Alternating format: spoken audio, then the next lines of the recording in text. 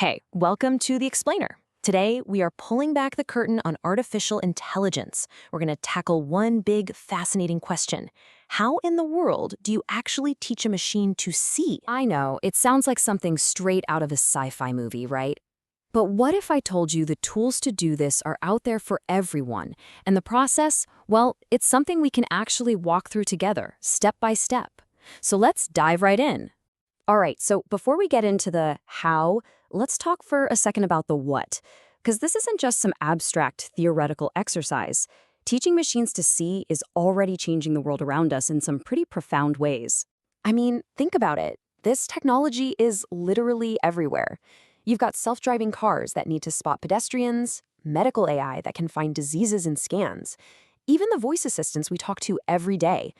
The ability for a machine to understand visual data has become, well, a cornerstone of our modern world. So, what's the engine driving all this incredible innovation? Well, for a huge number of developers and researchers, the answer is a really powerful framework called TensorFlow. And that's the tool we're going to be using for our little mission today. To put it simply, TensorFlow is a free, open-source library that gives us all the building blocks we need to create and train powerful AI models, especially those super complex ones we call neural networks. You can kind of think of it as the ultimate Lego set for building an artificial brain. And you can see why it's so popular.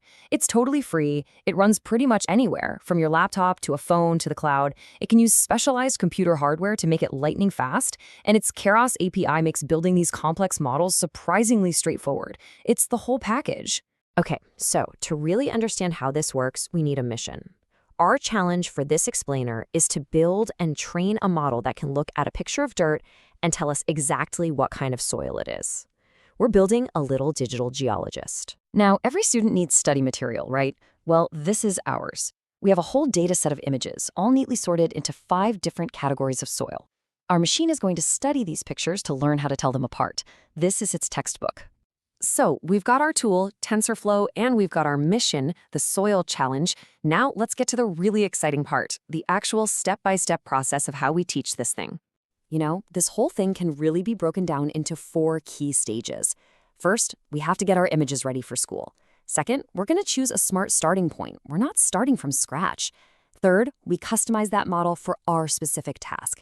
And finally, the fun part, we train it and see how well it actually learns. This code uses TensorFlow classify soil images. First, the dataset is loaded with augmentation and split into training and validation. MobileNet v2, pre-trained on ImageNet, is used as the base, and new layers are added for 5 soil classes. The model is compiled with Adam Optimizer, and callbacks save the best model and stop early if it overfits. From the output, accuracy starts very low, 12%, but quickly improves. By Epoch 3, validation accuracy reaches 62.5%, and by Epoch 5, it hits 75%, showing the model is learning well from limited data. After that, results stabilize, which is common with small data sets. Finally, the model is saved and class labels are printed. Okay, this first step is absolutely crucial. See, if you train a model on just a handful of perfect head-on images, it's going to be useless in the real world. We need to teach it to recognize soil from all sorts of different angles in different lighting. In short, we need to teach it variety. And the way we do that is with a clever trick called data augmentation. We take every single image in our data set, and we programmatically create a bunch of new versions of it. We rotate it, we zoom in, we flip it horizontally. This basically explodes our amount of training material, and it does it without us having to take a single new picture. It just makes our model so much smarter and more robust. Now, for a really clever shortcut, we don't have to teach our model the absolute basics of what shapes and lines are. Instead, we can use a technique called transfer learning. Think of it like this. You could hire a total novice and teach them everything, or you could hire an expert who already knows the fundamentals. We're going to do the second one. For our project, we're using a pre-trained model called MobileNet v2. This thing has already been trained by Google on millions of images, so it already has a really sophisticated understanding of edges and textures and shapes. we're essentially borrowing its powerful eyes and using them as the foundation for our soil classifier. It's a massive head start. So here's how it all comes together. We take that pre-trained vision from MobileNet V2 and we freeze it. We tell it, don't forget anything you already know. Then we bolt on our own custom layers on top. These new layers are the only parts that actually learn, and their job is to take all that general visual information and focus it on one single task. Which of the 5 soil types is in this picture? And now, for the moment of truth. We've set everything up, and we hit the train button. What happens next is basically a process of trial and error, repeated over and over again, in cycles that we call epochs. Let's see how our model did. Okay. After its very first pass through the data, the model's guessing correctly about 37.5% of the time on new images. That's better than random chance, but it's clearly just getting started. But then, check this out. Just 2 cycles later, its accuracy jumps all the way up to 62.5%. The model is definitely starting to figure things out, connecting the dots between the images and the labels. And by the 5th cycle, we hit our peak performance, 75% accuracy. That means it's now correct on new, unseen images 3 out of 4 times.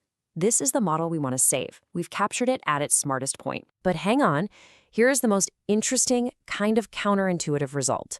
The model was only 50% accurate on the training data it had already seen, yet it was 75% accurate on new data. And that is an excellent sign. It proves the model didn't just memorize the answers to the test.